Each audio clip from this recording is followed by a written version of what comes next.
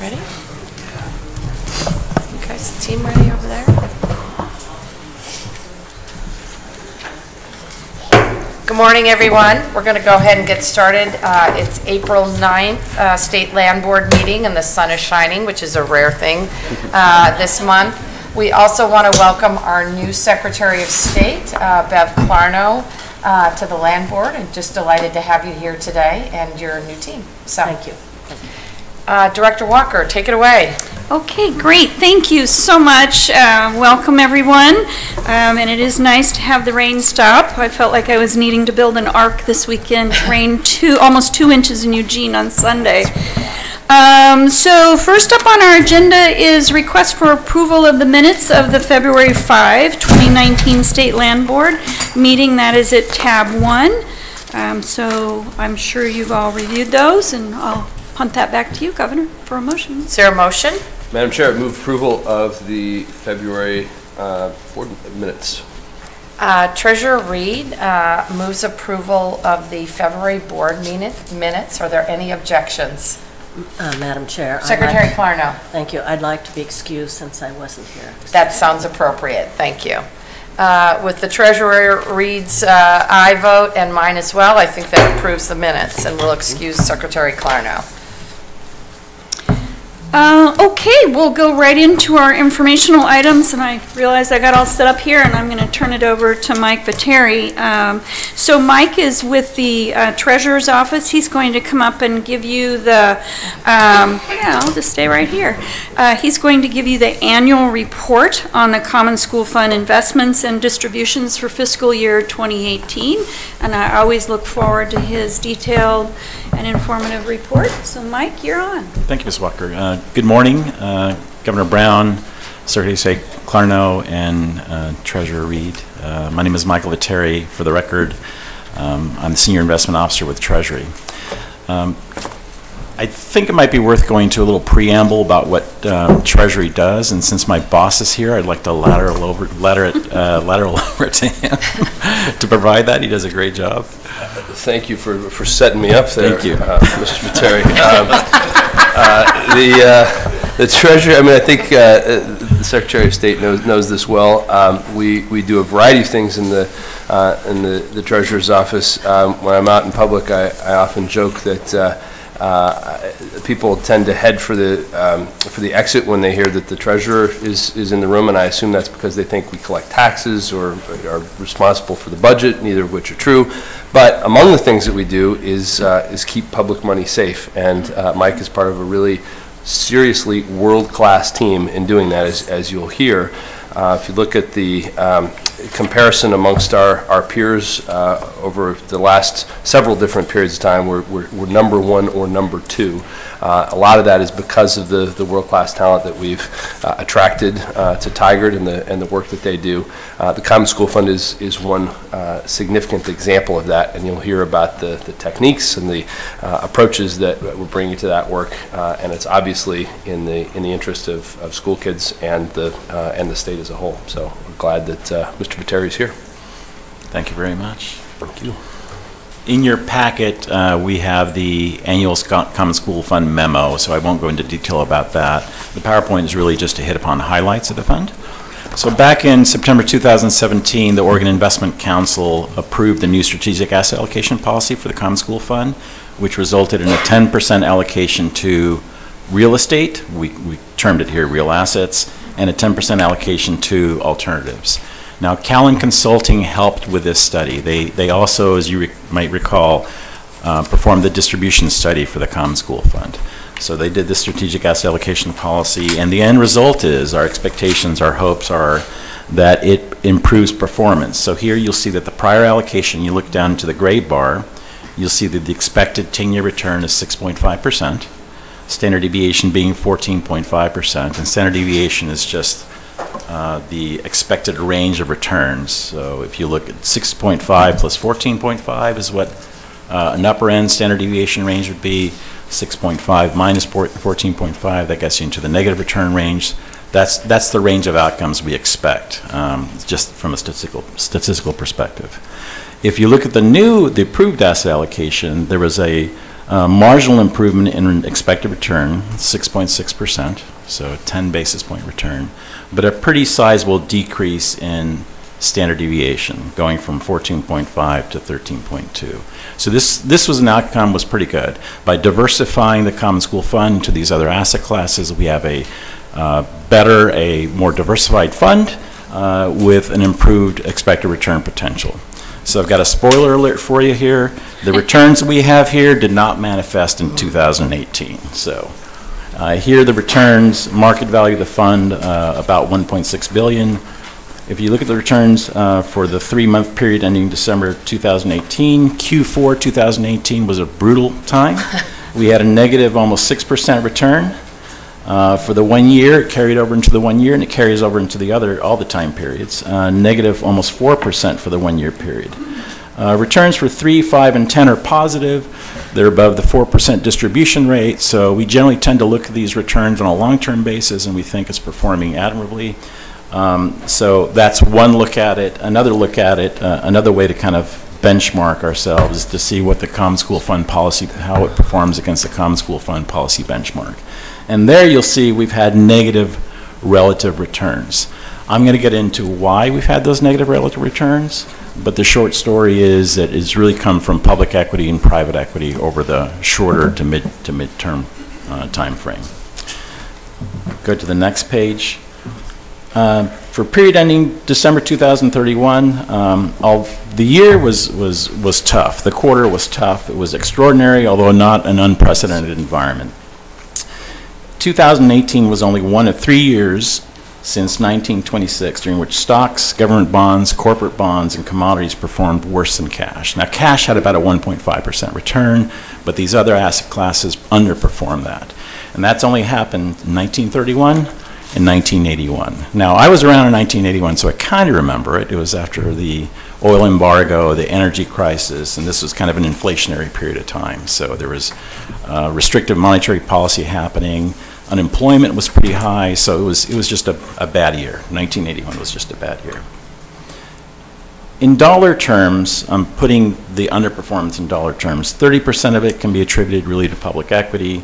The other 70% can be attributed to the private market group, private equity and alternatives. Let's see if there's anything else here to talk about. Let's skip on to the next page. If there's any questions, feel free to interrupt. Or feel free to ask questions. You're not interrupting. This is your time.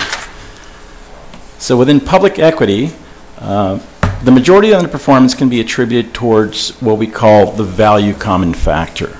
Now let me kind of give you a little explanation on what common factors are. There are two types of common factors that drive capital market returns. One being macroeconomic factors, so unemployment, GDP, credit, inflation, those are kind of macroeconomic factors. The other ones end up being style factors, so value, growth, momentum, quality.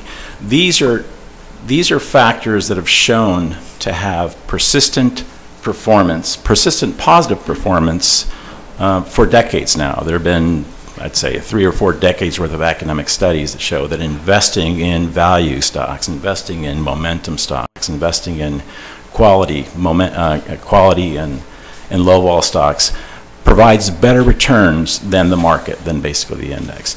And so that's what we've done within our larger client, PERS. We've done that for about 3 or 4 years now. We started doing that over these last couple of years within Common School Fund. It just so happens we've had horrible timing doing this. So if you look at the calendar year performance between growth and value stocks, growth stocks would be typically your technology stocks, your bio stocks.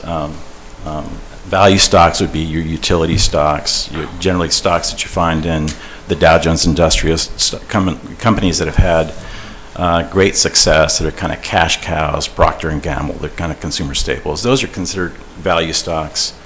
Growth stocks are again, technology stocks, stocks otherwise known as glamour stocks. So if you look at the differential between the two, you'll see that in 2018, that difference was 6.7%, almost 7%. It was pretty significant. It generally doesn't happen. If you go back 1 year, 2017, the difference is almost 17%.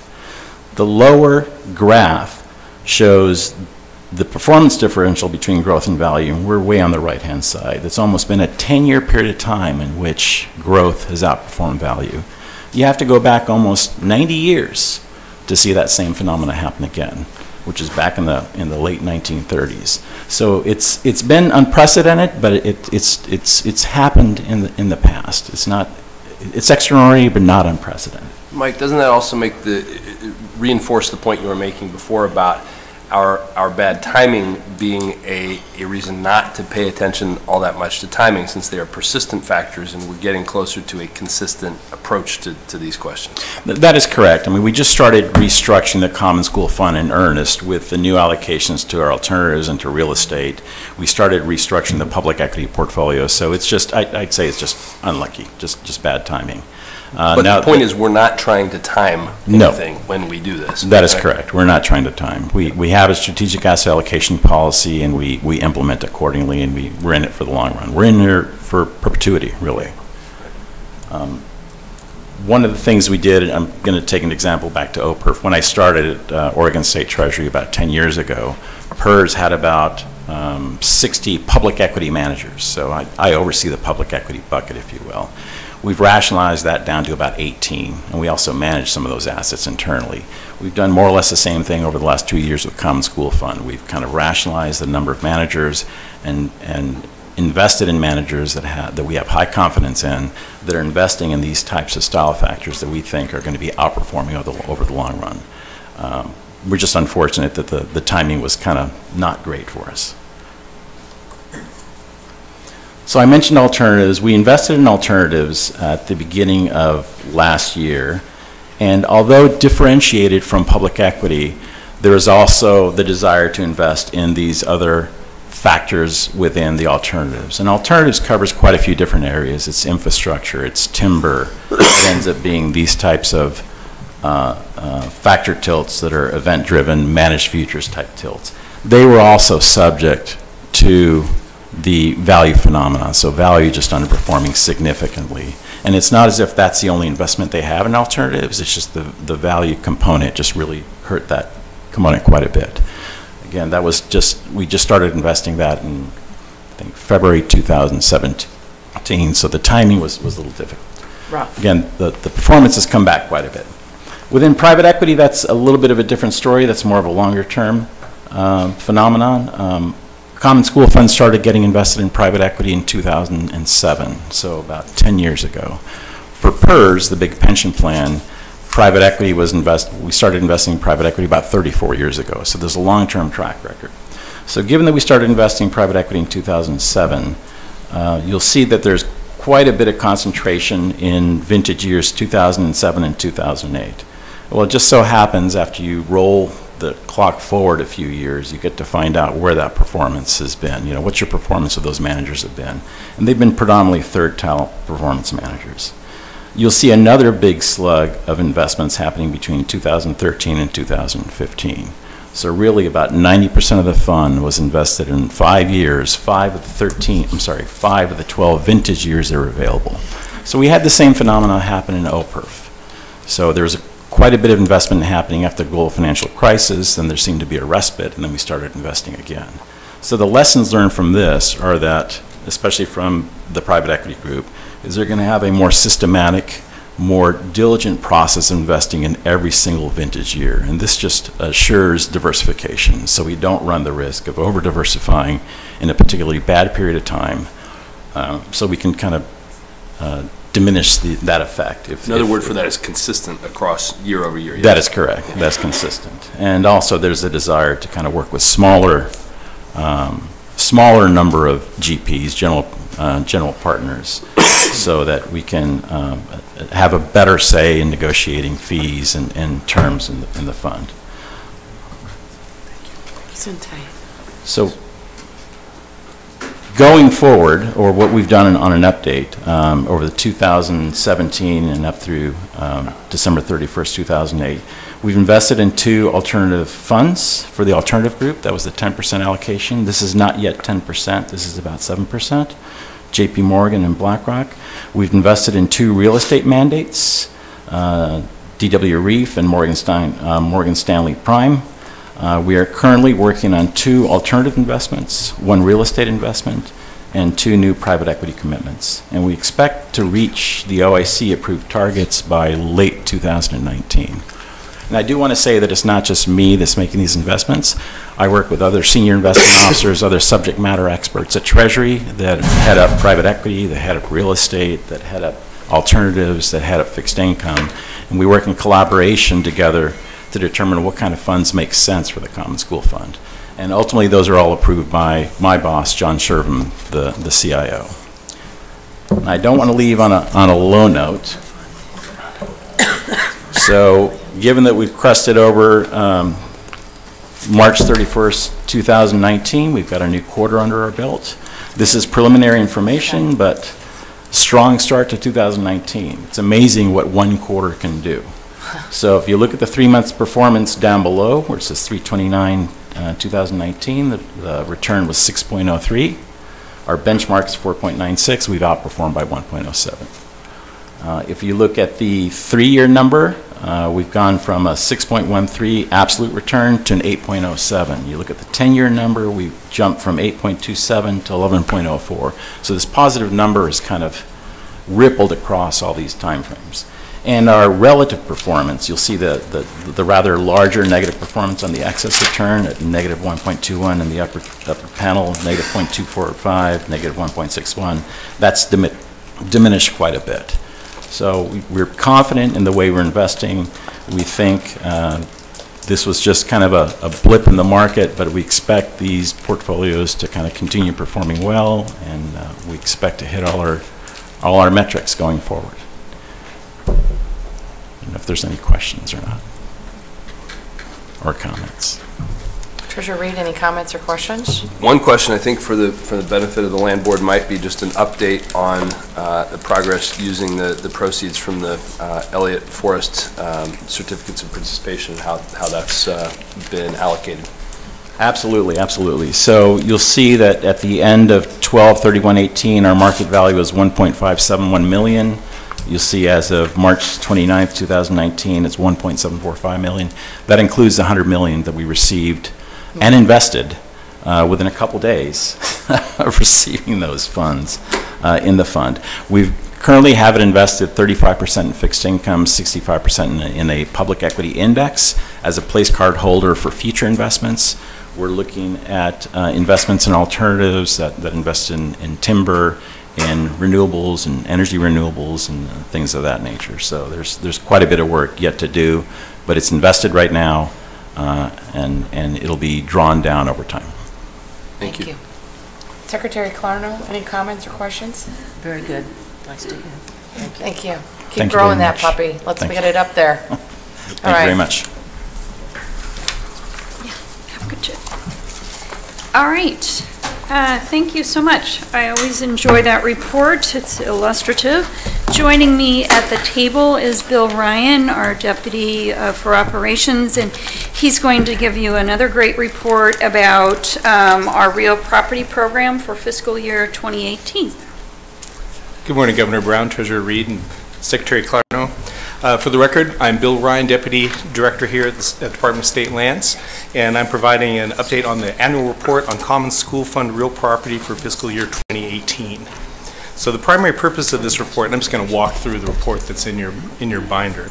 The primary purpose of this report is to provide the State Land Board a year-end summary of the financial performance of the Common School Fund trust lands under the Department of State's oversight.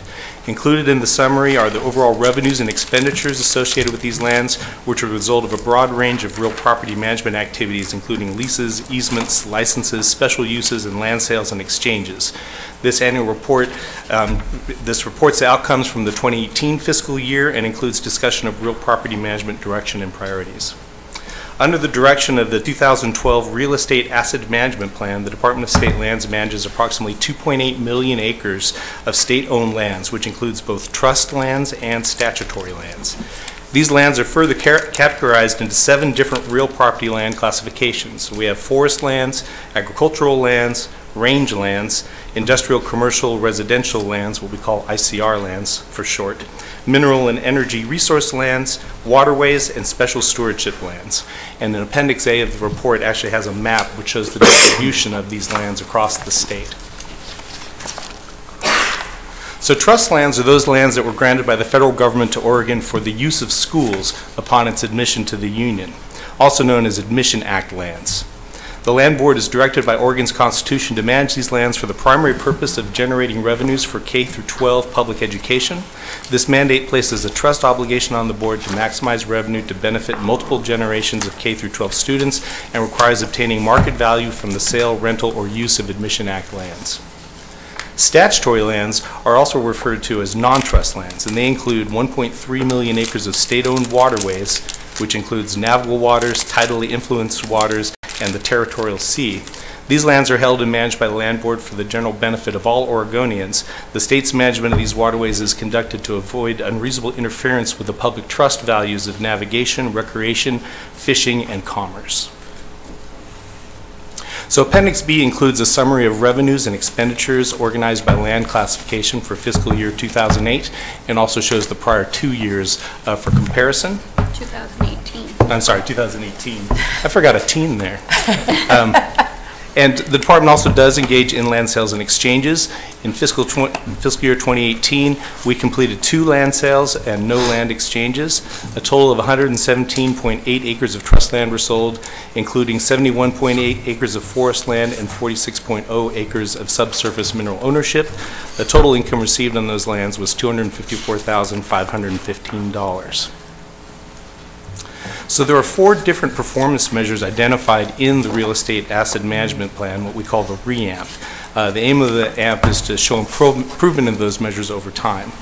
The first is return on asset value, and Appendix C includes an estimate by land class of total asset value for the common school trust lands.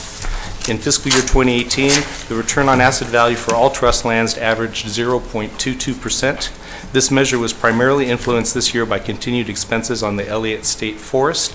It's comparable to the return on asset value of the previous year, which was 0.24%. So it's been kind of, a slight decline, but relatively stable the last couple of years. The next performance measure is annual change in net operating income. So the total net operating income for fiscal year 2018 was $804,680, which was a decrease of about $265,000 from the prior year, about a 25% decrease. This was largely due to increased expenditures on the Elliott State Forest with no timber sales to offset expenses. When considering land classifications other than forest land, the total net operating income was about $1.5 million, which was actually a $236,000 increase from fiscal year 2017. A recurring theme is the challenge with managing the Elliott State Forest and the inability to generate revenue from timber harvest off of those forest lands. I assume that's in this. The third measure is annual change in gross annual revenue. The gross annual revenue for 2018 was approximately $4.9 million, which was a decrease of about $1.6 million, or 24%, compared to 2017, and approximately $1.5 million of that decrease could be attributed to reduced timber income. So once again, that same theme about the timber income. The fourth measure is annual land value appreciation.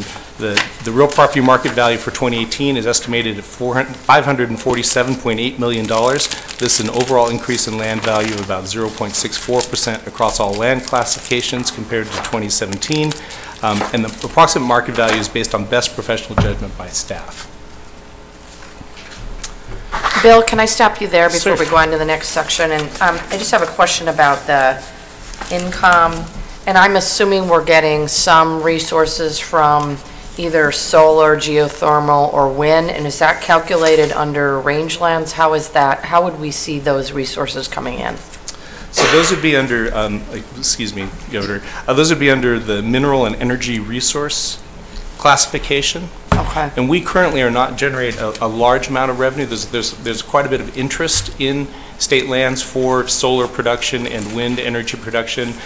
We've had various entities come in and put out metric towers for wind energy to see if a site is suitable or not. Those on our Stockade block in the far southeast portion of the state have not really paid out at this point. We do have some energy leases that are in development as well right now. What's preventing us from deriving more revenue from these renewable energy resources from your perspective right now? From my perspective, it's a market thing. The market is still developing, and so there's a lot of interest. Folks are looking at different alternatives and locations. Of course, where a good location is determined by where land availability is, transmission line locations, that sort of thing. And I think we're kind of in the early stages of the sort of development of that energy sector in Oregon. We do have a plan to try to do some more active marketing of staff resources allowed, maybe doing some research regarding where suitable wind energy or solar energy locations might be. To date, really, most of the interest that's come to us has really been from third parties contacting the department saying that expressing interest in a particular property. Thank you. So the real estate asset management plan outcomes include a rebalanced portfolio through acquisition of assets with high performance potential and the strategic disposal of selected non or lower performing assets. And Table 2 shows lands by revenue potential in the report. We continue to evaluate these the non-performing lands in the none or minimal category for potential divestment. And so this is, there's a constant ongoing process of looking at our lands, what has the best potential for sales or or what's generating revenue or has potential for generating revenue, what can we do to increase that, and which properties are more suitable for disposal. So approximately 118,000 acres of trust lands, about 15% of the total, are currently not generating positive revenues. And those make up about 60% of the total asset value of the Common School Fund trust land. About 82,500 of those acres are forest lands in the Elliott State Forest. And so the Elliott State Forest has historically been the primary revenue generator, cash generator of the Common School real property assets, but because of the environmental encumbrances has not done so for several years now. About 643,000 acres are currently generating revenue, and we'll continue to manage those lands accordingly. And as I said before, Appendix B does show the 3-year average net revenues for the different land classifications. In terms of strategy, the department is moving away from acquiring and managing built properties. We do own an office complex up in Hillsborough. We have a parking lot down in Springfield that were acquired over 10 years ago. The department is really has the staffing and expertise that's more suited to managing natural resource lands, and so really kind of moving away from acquiring those properties and are really looking at disposing of those properties in a way that maximizes revenue from those. Can I jump in there? Go ahead, Treasurer Reed. Thank you, Governor. Your last statement answered a question that I was interested in, so I appreciate that. It also gives me a chance to ask about, on page 3, your description of the land sales and exchanges, 2 land sales and 254,000 and change in income. Can you talk any more about what made up those sales and what kind of characteristics they had? It doesn't, on first blush, seem like a lot, but I don't know anything about the characteristics of those sales or those lands. Yeah, Treasurer Reed, unfortunately, I don't have the details of those on the top of my tongue, but I can get back to you about even if it's general that these were not attractive for some reason or that sort of thing. I don't need it specifically about those, but the reason it was this amount was generally. Yes. Okay. Something like that would be helpful. So Treasury, yeah. So generally, and I suspect these actually were initiated by third parties that were adjacent property owners. That's often the case, that are interested in those lands and come to the department saying, "Hey, would you be interested in selling these?" At which case we, come to the land board, ask for authorization to do so, do due diligence, get appraisals done. We would only sell the lands if for fair market value, and if it looked like the the benefit from selling them now outweighs the benefit of holding them in the long term. If you look at that map in Appendix A, we have a lot of sort of disparate, scattered parcels that are isolated, and so often for those kinds of parcels, it makes the most sense to actually dispose of them, and then those monies go into the Common School Fund. We actually have a revolving fund that can be used to do acquisitions, to consolidate lands, that sort of thing, to have better long-term revenue generation potential. That makes sense. Thank you.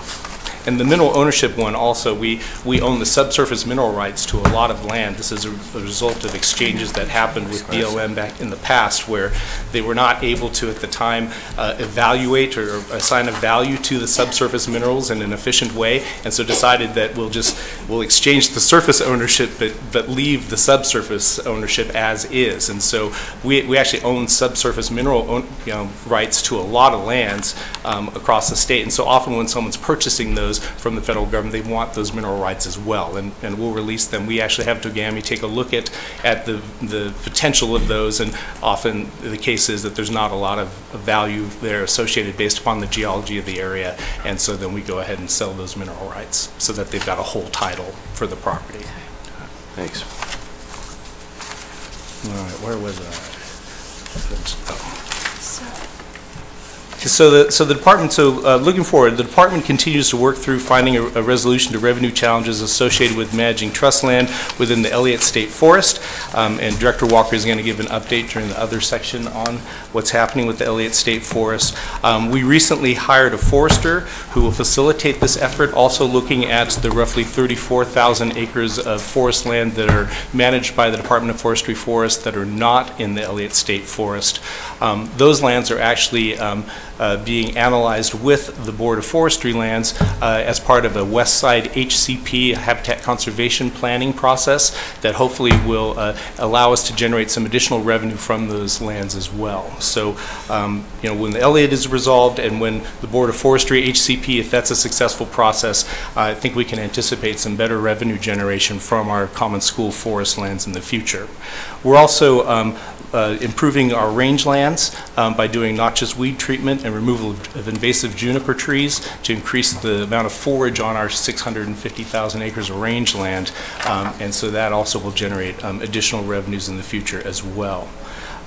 The department is also currently focusing on planning efforts for development or sale of its industrial, commercial, and residential properties. Recent planning efforts on ICR properties adjacent to or within the urban growth boundaries of the city of Redmond and the city of Bend have been successfully moving forward, and those activities will result in increased value for those properties, which in turn will result in the potential for higher future revenue either through sale or management of those properties. And that's an area where the department is really putting a lot of energy recently. There's a lot of interest. Some of those lands, the ones in Bend in particular, have the potential to provide some housing on them. Of course, they're undeveloped land, and there is a process to get lands developable and shovel ready, and so we're in the process of doing that. Governor and members of the board, I did want to indicate that the rangeland property, we have quite a bit of it, and it's a big economic driver for the east side of the state. So we are good partners with Oregonians in helping the economy on the east side, as well as maximizing our revenue. Thank you, Director Rocker. I was talking with Jason about our ability to expand investments in both solar and wind as appropriate in that region, and I'm very intrigued by whatever we can do to help move that along more quickly, because I think it will both generate revenue for the region as well as more resources for the CSF. So I'm really intrigued about what we could be doing to support your efforts there.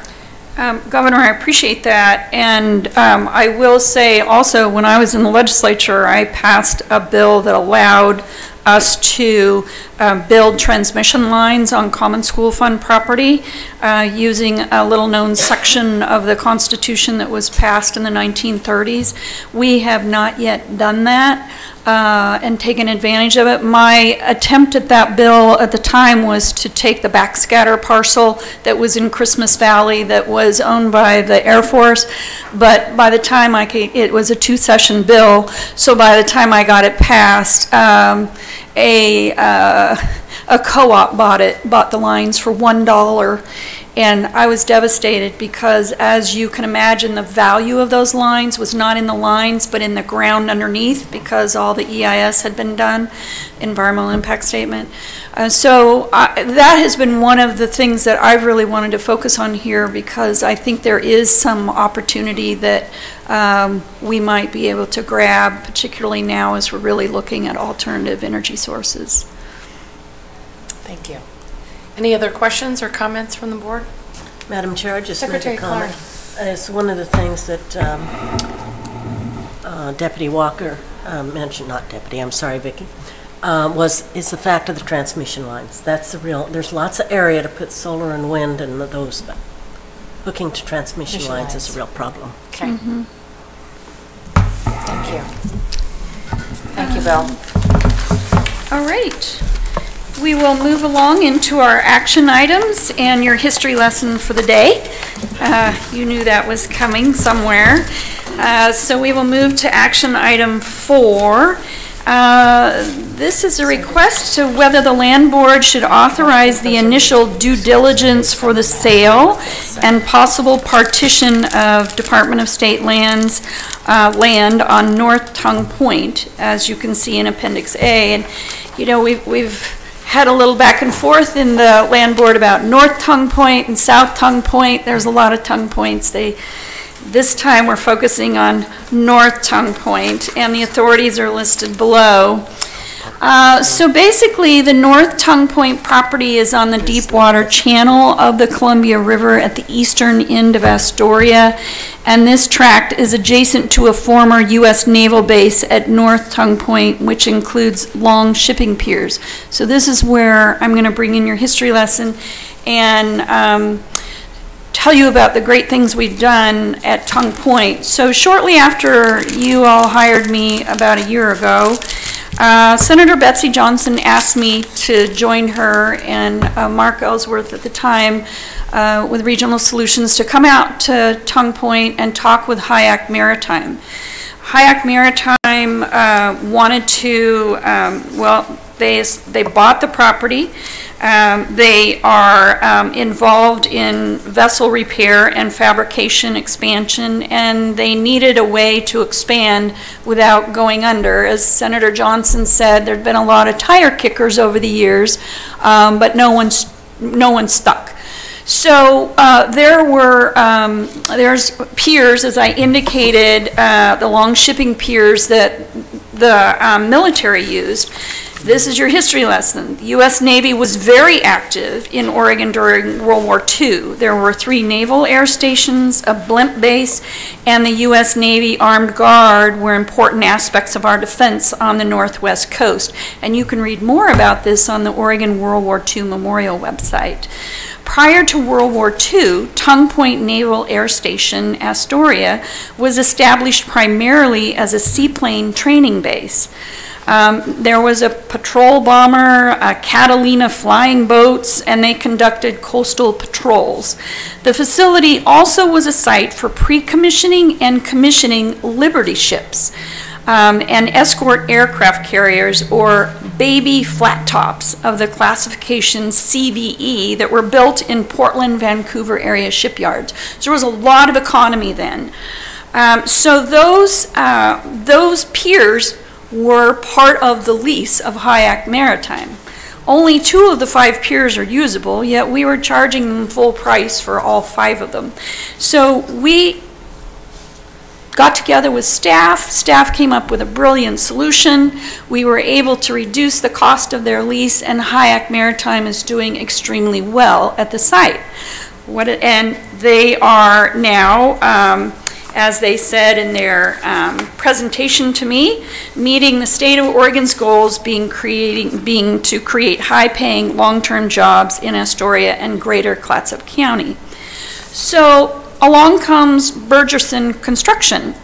They were founded in 1968 by Darrell Burgerson, and they are involved in all sorts of marine construction.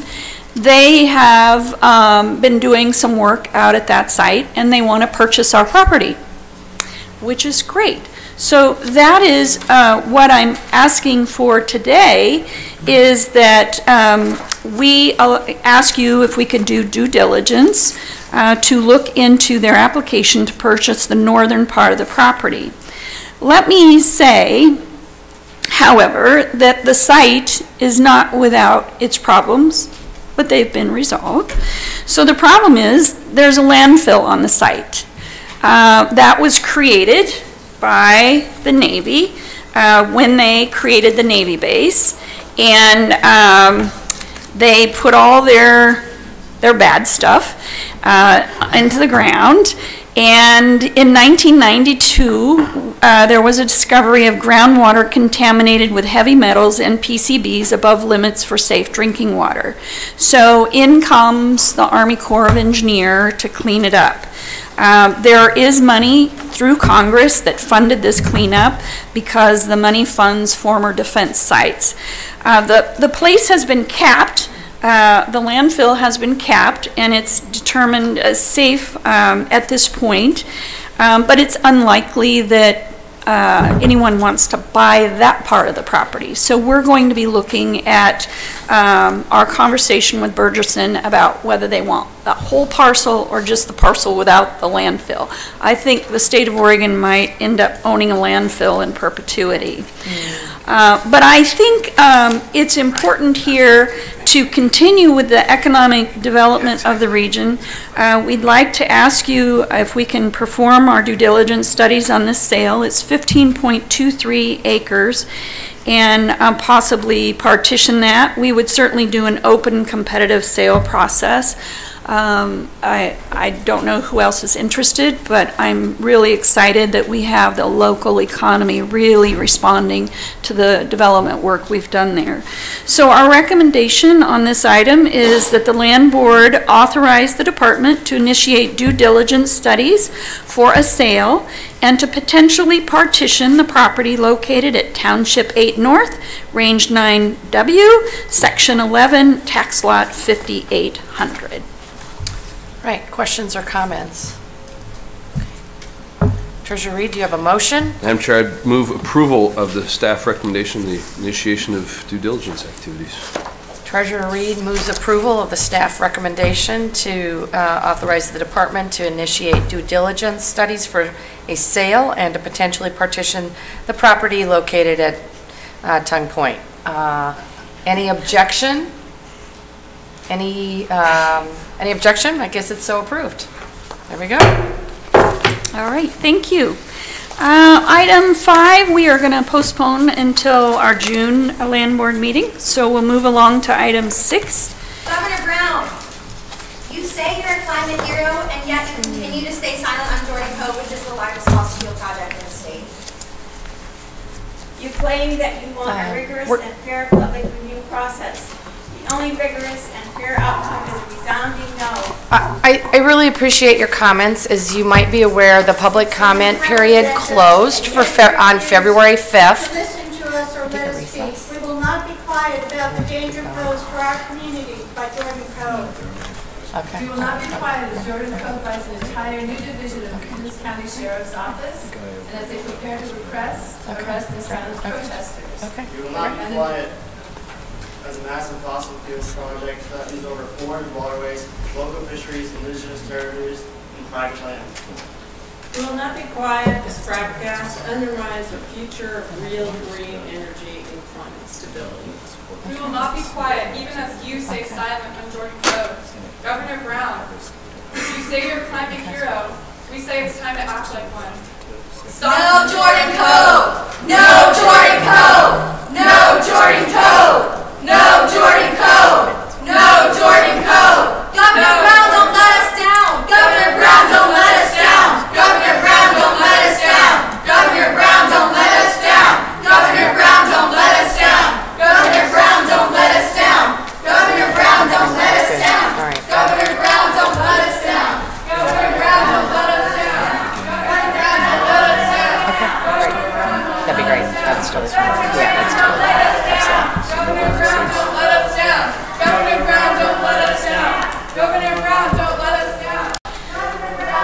right, Governor, I think we can return to the agenda. Thank you, Director Walker. I'm like, at least they're more creative than my elementary school classmates, so appreciate the use of the rhyme and brown. So take it away. All right. Just for folks who are here in the audience, people had approached my office about testifying on the issues related to Jordan Cove, and I said, given the fact that the public comment period closed, I believe February 5th at 5 p.m., that it was inappropriate for us to take comment at this time, given that Department of State Lands staff would be here for that process.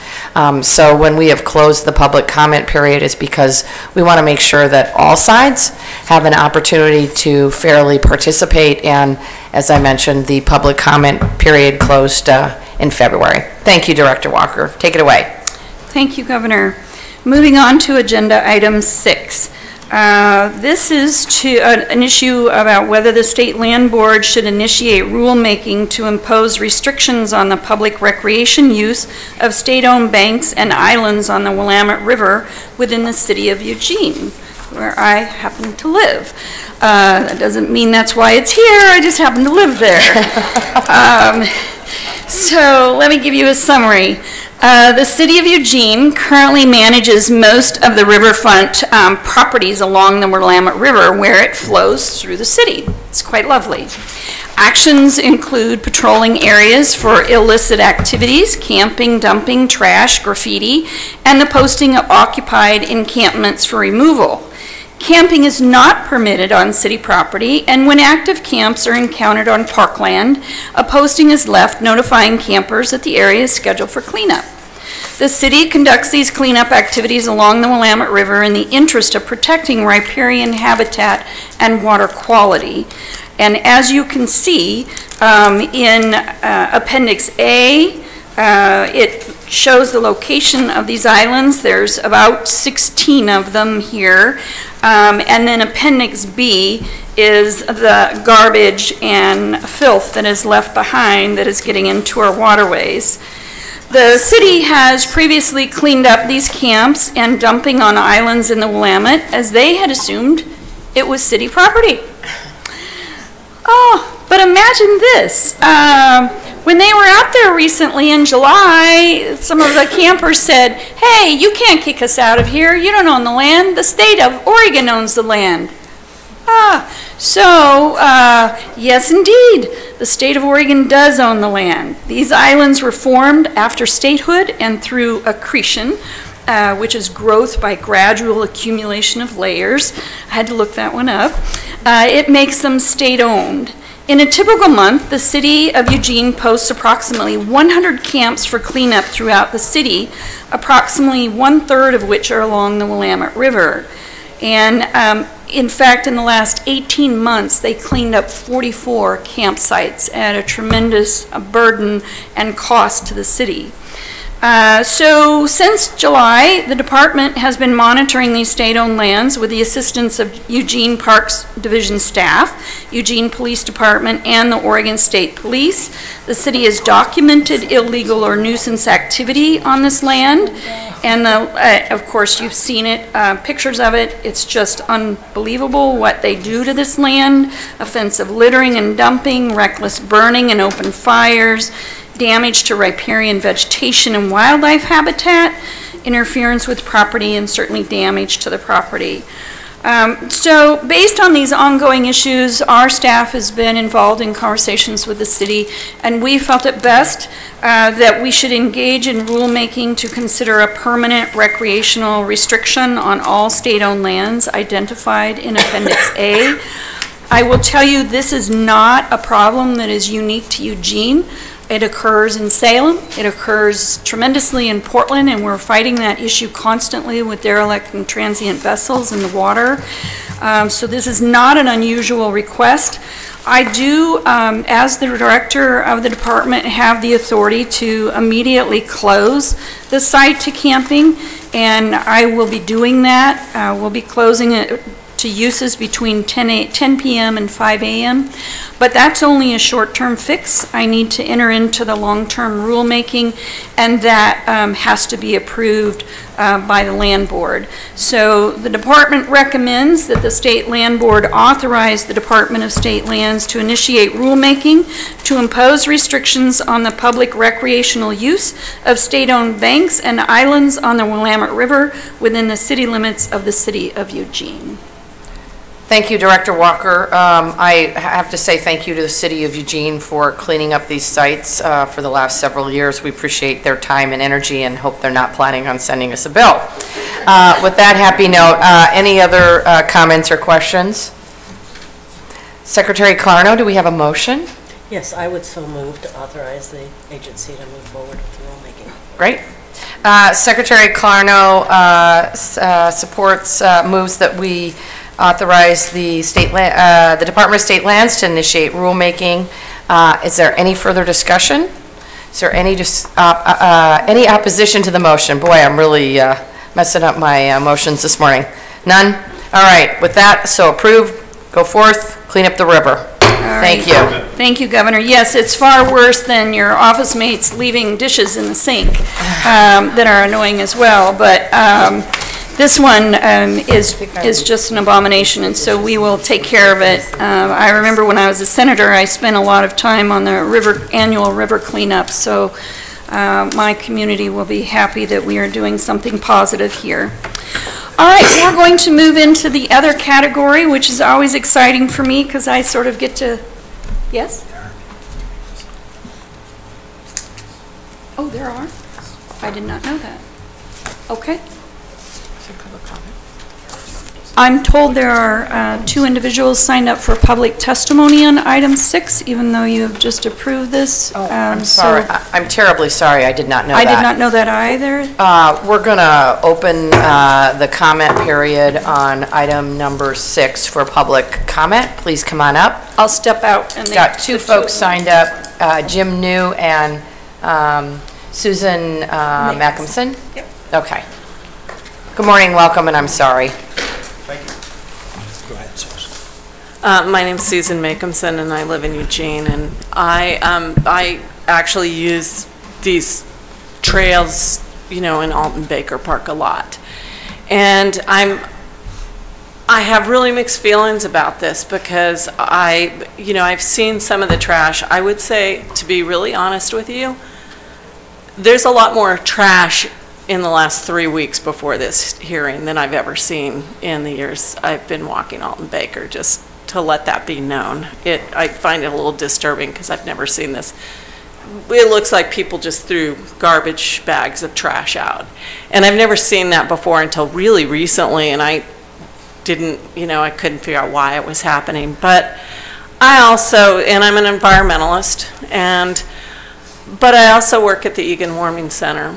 And what I see is this continual pushing out of people who have no other viable place to live. And it's happening, like you said, in Salem, in Portland, in Eugene. And I just feel like it's so wrong. Working at the Egan Warming Center was eye-opening for me to understand these people don't have options. They camp because they feel safer camping than being in some of the shelters. And we have to deal with the problem. We can't keep shoving people out. And I think it's really important to keep these areas clean, but I think we need to solve the problem of homelessness and build shelters in this state for people to live in. Thank you very much, Susan. I really appreciate your comments. And as Director Walker said, this is a problem not just in Eugene. There were photos in the paper on Monday, the Salem Statesman Journal, the Wallace Park area. I certainly am aware of the issues in Portland. I will tell you, at least from my perspective, we're working hard to make a significant investment in affordable units. We've got a proposal that's at the level of $400 million, and I'm hoping to get legislative support for that. But this is a huge problem, and it's not just a problem facing the metro areas, it's a problem all over the state. And I know Secretary Clarno can talk about what's happening in central and eastern Oregon as well, but it's a problem statewide, and I appreciate you raising your concerns. As a result of the rulemaking, the authority we just gave the Department of State Lands, that there will be public comment and engagement in the rulemaking process, so I want to encourage you to stay engaged. So take it away, sir. Thank you. My name is Jim New. I'm a member of 350 Eugene and live in the city of Eugene. I want to thank you all for investigating and pushing for renewable energy sources in the state that you had mentioned earlier under item 4, I believe it was. Congratulations, Secretary of State Clarno, on your new appointment, and we look forward to your experience of service. I, too, equate experience with respect to age when having discussions with my grandchildren, who are clearly surpassing my depth of knowledge. Cities, counties, states, and the country are unfortunately seeing a disparity of wealth that is exemplified in the number of unhoused individuals and family nationwide. The middle class is struggling to maintain a foothold in housing. Most families can barely make rent, let alone mortgages, and over 60% of the families in the country cannot afford an emergency bill of $500. In Eugene, the city and the county have installed dusk to dawn curfews on the Free Speech Park in front of Harris Hall, the parking lots, and other locations in and around town. Thus, the unhoused spend the nights down on the banks and on the islands of the Willamette River. I agree that the state must protect its natural resources from environmental harm for the health and safety of the public that use these natural resources for recreation. That is one of the reasons why the Department of State Lands received over 50,000 comments on the removal fill permit regarding the Jordan Cove Energy Project in Coos Bay. That project would exponentially be more damaging than illegal campers on the Willamette River. In May, the voters of Lane County may have the opportunity to vote for a new county courthouse. Should the measure pass, the state could provide Lane County with close to $1 million of the proposed $1.5 million construction fee, as I've heard. The state could stipulate the county provide a dusk-to-dawn homeless shelter and community resource center as part of the project. This facility would provide an emergency heat, cold, and air quality relief for the community in the event of poor air quality from fires and extreme heat and cooling as a result of climate change. This seismically designed facility could also act as an emergency command center in the event of an earthquake or a shelter from flooding like we've experienced in the last few days. Publicly owned buildings are more effective when used 24/7 rather than just for one purpose, especially when they cost the taxpayer $1.5 million. This is a possible proactive solution to a persistent nationwide issue. Why can't the state of Oregon and Lane County think outside the box and set an example? Thank you very much for hearing us. Thank you very much, Jim. We really appreciate your input, and I'll certainly be passing those suggestions along to my housing team. So, Great. Thank you. All right, next up, item 7. Is this a pen you left behind, ma'am? I don't know, might be your favorite one. I have favorite ones. Thank you for those two folks who testified, and I do want to remind them the islands will still be open for day use, and we will be implementing the emergency nighttime closure as of May 15. And we also, during the rulemaking process, as you indicated, Governor, we established a rules advisory committee, and I would encourage these two folks to make sure they give us their names and contact information, and we'll reach out to them and see if they'd like to participate in that advisory committee. Thank you. And Director Walker, while we have 3 folks signed up to testify on item number 7, I believe it's regarding the Tierra del Mar situation. Unfortunately, just as the Jordan Cove public process has been closed with the department, that is true with the Tierra del Mar situation as well. And so I want to encourage, I've got 3 folks, Ms. Rogers, Ms. Cook, and Ms. Rutledge, to give your testimony to the land board members individually so we can take a look at it. So thank you. Director Walker, back to you. Thank you, Governor. And just to let the folks for Tierra del Mar know, we are We have closed the comment period. Our staff should be making a decision on the removal fill permits in the next couple of weeks, certainly by the end of the month. And then in June, it is likely you will see the easement application, because the easement needs approval by the land board. But we're not quite sure if that'll be ready by June. But the removal fill permits are DSL responsibility to approve. Okay, thank you. All right, so item 7 is my kitchen sink. I like to throw some things in here that don't really fit in any particular category and just give you an update. And the first one I'm going to talk about is the Elliott State Forest. We've been busy. The Elliott is not a simple matter. As you heard from Bill Ryan earlier, it has been a drain on the Common School Fund because expenses have outweighed revenue, and nothing seems to be easy about the Elliott. But we are moving forward into our third phase, and I'm very excited about it. So let me just give you an update. We have established an Elliott State Research Forest Advisory Committee that will meet over the next 6 months to discuss how we're going to follow up on your approval, your vision, that this would be a forest that possibly could be acquired by Oregon State University as a research forest. I have to tell you, OSU has been so deeply involved, and I really like working with them. They're very committed to this process, and if it works out in the end, they're there. So we have created this advisory group. We have our first meeting tomorrow. It's an all-day meeting tomorrow. We're going to hear from Jason on behalf of the governor's office, and Treasurer Reed will come by. We are having an all-day meeting to get together. We have operating principles.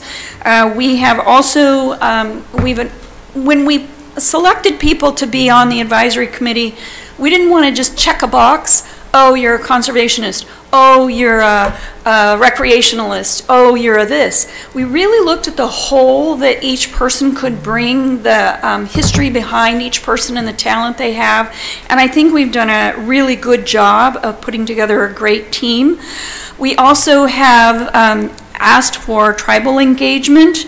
There were 5 tribes that expressed interest in the Elliott, so we've invited all 5 tribes to attend the kickoff meeting tomorrow, and then we'll be asking those 5 tribes to pare down their list to 3 for attendance on a regular basis at the advisory committee.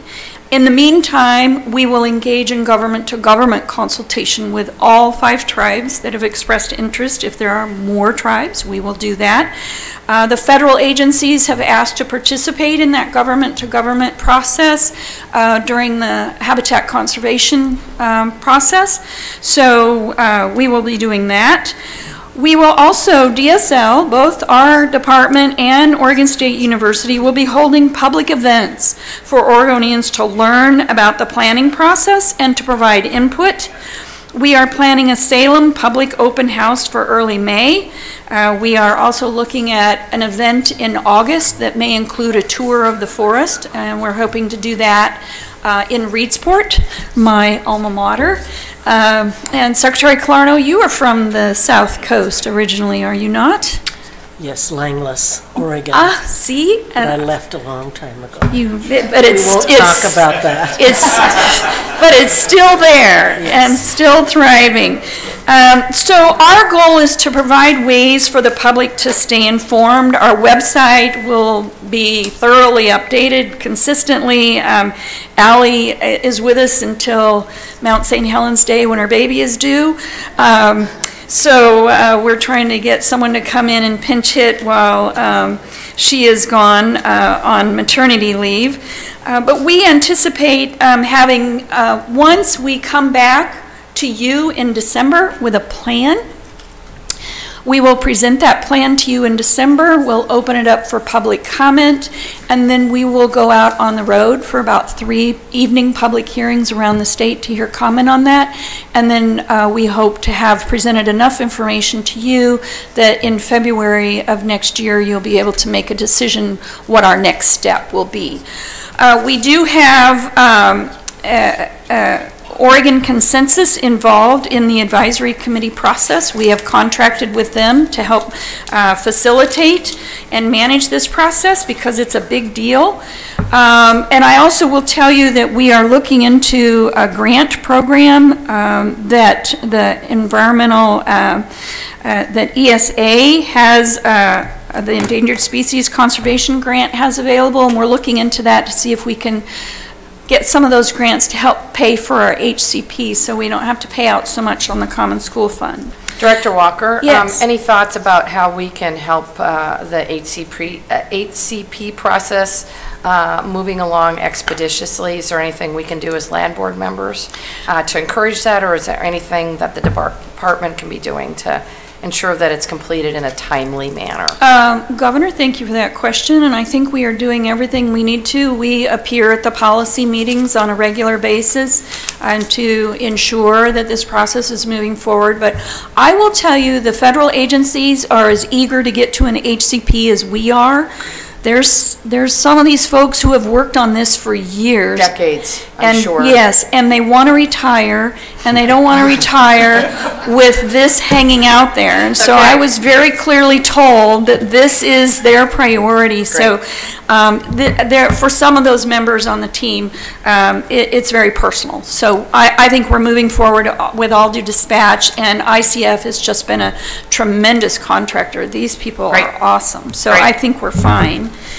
I will also tell you, as was mentioned earlier, the bonds were sold, the certificates of participation, and the treasurer shared a list with me. Treasurer Reed, do you want to say how many folks bought those bonds? Quite a few. I think you've got the list. I do, Above 44. 40. Yeah, 44 is what I remember as well.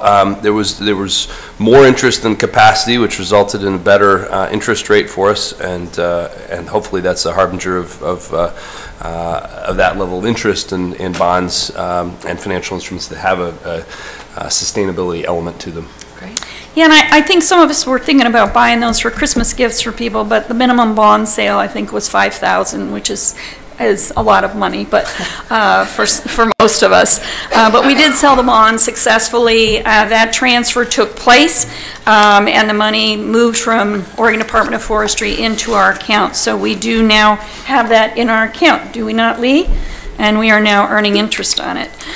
Okay, so we gave our report on the Elliott State Forest to the Ways and Means Subcommittee during our 3 days of budget hearings. Excuse me, they wanted background information. A lot of them were new. So we gave a really nice report. I think they were pleased. So that's my report on the Elliott. I'll move on to South Redmond Tract unless you have questions. Questions, comments? Nope, keep going. Okay. All right, the South Redmond Tract, and this is exciting for Secretary Clarno because both of these tracts I'm going to talk about are in her neck of the woods. It is a 940 acre tract that is currently in the process of being annexed into the city of Redmond per your guidance and approval in August of last year. The annexation is a result of the work of Department of State Lands, the City of Redmond, Deschutes County, and the Oregon Military Department. We're all collaborating together. We're bringing the parcel inside the urban growth boundary and annexing it into the property into the city. We plan to exchange 140 acres with Deschutes County for an expansion of the county fair and an expo center, and sell 20 acres to the Oregon Military Department for a new readiness center that they badly need. We have to plan for the big one. Yes. And as you know, Governor, the readiness center on this side of the mountains probably isn't a good idea. Because I think all the way to I-5, we may find ourselves sinking into oblivion. I think the New Yorker article said we will be toast. Yes, we will be toast. My land in Nescowan may be the first to go. The City of Redmond and Deschutes County approved the annexation in March, just last month. And as part of that annexation agreement, we, being DSL, have agreed to make improvements, including utilities and roadway construction on-site and sewer capacity improvements off-site. DSL is exploring an option to reduce the time needed for the parcel to be shovel-ready by amending the annexation agreement to defer off-site sewer improvements. These sewer improvements may take over 2 years to design, and there's existing sewer capacity in the short term, so we're working with the city on that. We're all very anxious to move along. DSL has engaged an engineer to scope and design the on-site improvements, which takes about 3 months. And the city is managing the off-site sewer improvements, and that's anticipated to take about a year. The design work, however, occurs concurrently with the annexation process. So once designs are accepted, construction can start, and we can actually do a photo op, if you wish, when they start to dig the first dig. So we continue to update our partners, Oregon Military Department and Deschutes County. When the transactions are finalized, DSL will appraise the parcels, and they will be sold or exchanged to ensure we get current market value for those. So things are moving along very well, and I really want to thank my staff, John Swanson, the real property planner, and our Robert Underwood, our project manager, are both critical to this. So they're doing a great job. Our other parcel over in that part of the state in Central Oregon is Stevens Road. That one is not as far along as Redmond for a number of reasons, but we had a lot of inquiries. There's a big push for housing. So we met with the city, we met with consultants, we met with Department of Administrative Services. We've had a lot of meetings about this. We've finally come up with a game plan that I shared with you. But I will tell the public that we now are in the process of obtaining an appraisal on the property, which really was the first step. We expect that to be completed in mid-2019. That appraisal will look at current value of the whole tract, the post-master plan annexation value of the whole tract, potential values and scenarios for subdivision and sale of the parcels after annexation, and also potential value of DSL development and long-term ownership of the tract. So we're looking at all these possibilities because it's our job to maximize these revenues, but also be a good partner. We anticipate analysis of the appraisal will produce a staff recommendation to the land board before the end of the year, so probably in your December meeting, which always seems to be a very full meeting. The land process for significant parcels, including due diligence and land board approval, can take 12 months or more. Master planning and annexation, if directed by the land board, estimated completion would be late 2020. And that will come, we'll make those decisions, you will make those decisions after we bring information to you in December. The master plan and annexation decision by the City of Bend then would be completed in mid-2021, and there are many steps to that process. And then there would be tentative plat preparation and approval completed, estimated completion on that in early 2022. So we now know our roadmap. The City of Bend cannot possibly move it any faster, and we can't move it any faster. If we can, I will hire an extra staffer to help us move along in that, but until we get an appraisal and come back to you in December, we're moving along with all due dispatch. All right, the final item on the agenda is something that I mentioned. It's not on the agenda, it's under other, but it's something I mentioned to you at the last land board meeting. We at the South Slough, and I was able to meet with Secretary Clarno last Friday and talk to her about the great work at the South Slough National Estuarine Research Reserve, which we manage. At the South Slough, we've had some issues with one of our spawning habitats for coho salmon in the watershed on Winchester Creek. The Oregon Department of Fish and Wildlife has been monitoring the health of this coho run for nearly 20 years. Their data is showing significant population declines in recent years. The spawning reach is bordered on both sides by timberland that is actively managed by the Coos County Forest, all in compliance with the Oregon Forest Practices Act.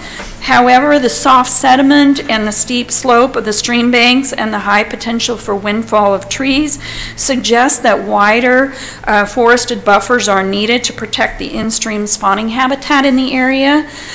So the issue was presented to the South Slough Management Commission in March of 2018. The commission tasked the reserve to work with the county to identify options for increasing forested buffer widths along the spawning reach. Reserve staff met with county commissioners and Department of Forestry in June and of 2018, and they've explored different options. We have identified at this point a potential stream buffer area to acquire along the creek. The proposed buffer would comprise a minimum width of 100 feet on either side of the creek, but this area may be expanded following valuation of the land and recommendations from fish biologists. The minimum buffer area encompasses a total of 116 acres, and the proposed acquisition area includes a 53.7 acre pasture area that could be restored to create valuable wetland rearing habitat for coho. Coos County is interested in acquiring 4 parcels of land from the South Slough Reserve in exchange. These parcels are located within the reserve boundary but are located outside of the watershed. The lands comprise 5 tax lots of upland forest totaling 57.3 acres, and acquisition and management of these parcels has been funded in part by NOAA, which means NOAA coordination and approval of the land exchange will be required, but we have been in conversation with them. The reserve manages its lands for conservation and stewardship. Therefore, the land exchange would need to result in added or equal conservation value to the reserve. So we don't manage our land to maximize revenue in the reserve. So this exchange would be, I think, appropriate.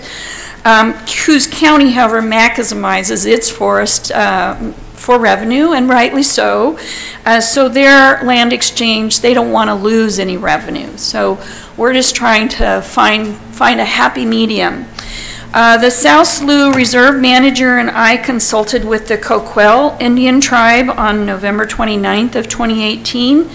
And on January 14 of this year, I received a letter from the tribe stating their support of any land exchange. I shared this letter with you all in the March Land Board meeting. We also consulted with the Confederate Tribes of the Coos, Lower Umpqua, and Siuslaw Indians on March 29. They will be following up a letter outlining their recommendations soon. And the reserve manager, as I indicated, has been working with NOAA, the National Oceanic and Atmospheric Administration. So next steps are the reserve staff are working with DSL real property staff to complete the required land exchange application with Coos County. I will present the completed application to the Land Board in June and request approval to move forward with due diligence at that time. And I'm hoping we can come to a good agreement. It is the only salmon-bearing stream in the watershed, and it would be really nice to preserve that and also make sure that Coos County stays whole in the process. And I think we can do that. That'd be great. So we'll continue to work on that. So I just wanted to flag that for you, that we will bring that forward in June. And that is all that's in my kitchen sink other category today. I know that you all are getting your pictures taken today for the new land board, and I don't think we have any other business, so I'll turn it back over to you, Governor. Thank you, Director Walker. Any other comments or agenda items from the board? Hearing and seeing none, I guess we're going to go ahead and adjourn and get our photo taken. Thank you. Thank you all for being here today.